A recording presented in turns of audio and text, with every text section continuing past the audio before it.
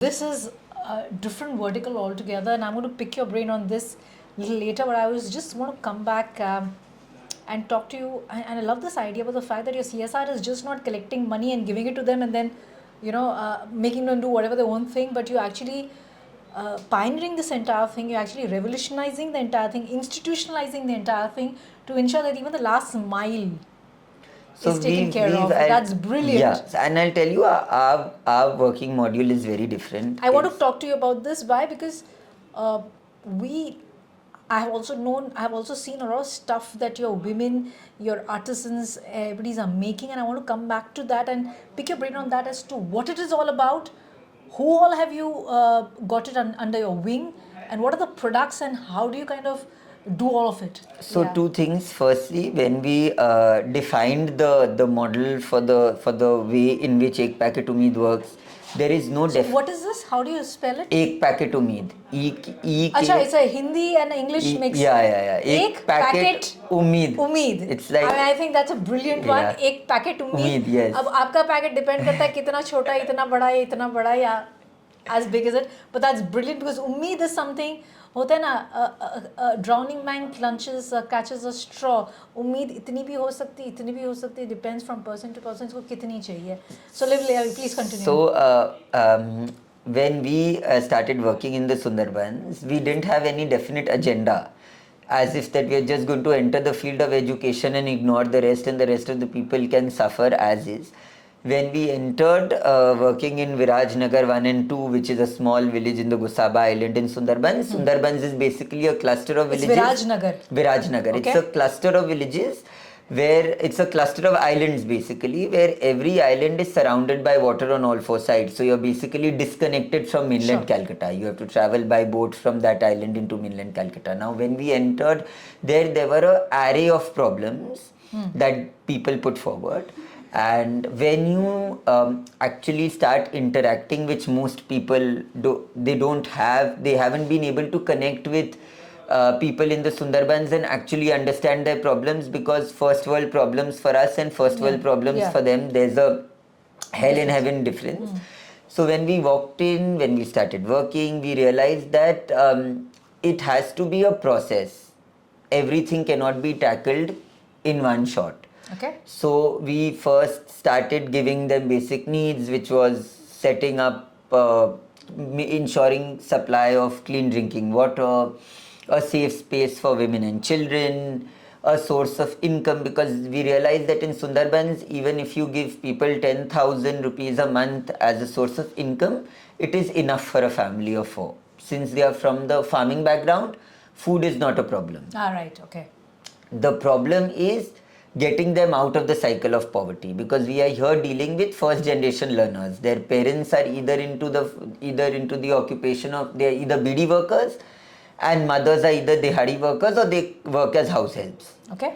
Now the generation that we are currently dealing with is first generation learners. So to make sure that first generation learners are educated, they are fluent enough in English to make sure that they can get a basic job of 12,000 or 15,000 rupees a month in the city, we need that extra 5,000 rupees as disposable income, which every family needs to get them out of the cycle of poverty. Okay, but this is not, it is not just restricted to a certain age group. It can be anybody, It can be anybody. So it can be women, children, men. Okay. We just want to make sure that they have that extra 5,000 rupees in their house, which is disposable income, to make sure that they can do a variety of things. Like we have a collaboration with the bank where we try to make sure that these women open bank accounts, and then we just ask them to put 300 rupees at the end of every month into that bank account. So they end up saving a lot of money, and they constantly get into the habit of saving, which otherwise does not happen. Okay. So just try to give them that basic exposure that you need to fund your own life, because there are a lot of organizations in the Sundarbans which have made people so dependent on them that the basic sense of funding your own life is lost in most of the people, which is why we try not to gift them something. We try to empower them to buy something. Or perhaps make their own. Or perhaps make their own. So that's a perfect segue into my next question, which is about how do you identify what kind of products they can make? Which kind of artisans have you got onboarded in your organization? And how do you know about, and how do you ensure that whatever they make is finally is sold so that the economics is there and it's completely sustainable for them, because that is extremely important. Yeah. So I'll tell you, this is another vertical that we run, because Okay. Sundarban is not a artistic cluster. So you're trying to say no artisans are from there? No artisans are from Sundarbans. Oh, lovely. Okay, please. There are no, so Bengal is varied.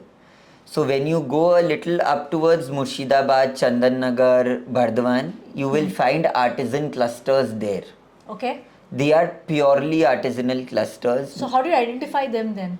So every part of Bengal has a specific art form that they specialize in. Of So course. when we take a tour there, you will see now Shantiniketan has evolved as an international hub. True. There are a lot of different art forms that have come together to make Shantiniketan into a cluster of art and culture.